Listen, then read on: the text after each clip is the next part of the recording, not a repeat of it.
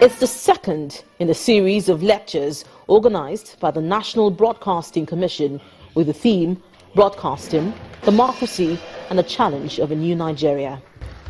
As expected, the meeting drew the attendance of top government officials and key players in the broadcast industry.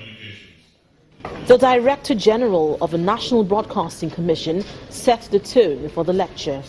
The institution of an annual lecture to commemorate the setting up of the NBC is therefore in response to the importance of the institution, especially in the process of democracy consolidation, the expansion of the frontiers of national development, and the consolidation of the freedoms available to the citizens of Nigeria. This is followed by a remark by the Permanent Secretary of the Ministry of Information, who highlights some steps taken by the federal government in the digitization process and also condemns the role played by some broadcast organizations in the 2015 elections. The broadcaster must use his power positively to stimulate and promote democracy, not to diminish it. Many of us remember the 2015 elections and how some of our colleagues exacerbated the political atmosphere with needless inflammatory and hate speeches. These, no doubt, created tension and gave our country a bad name. And then it was time for the lecture.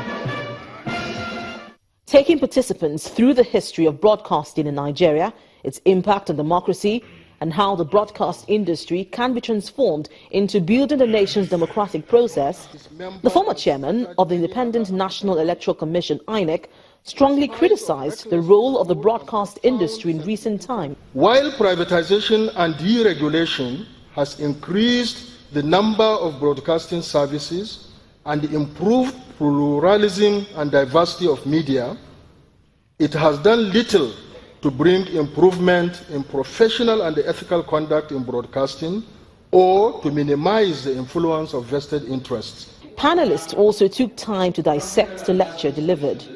I think all of us, as citizens, as enlightened citizens, have that broader role in trying to direct all public commentary towards the public good.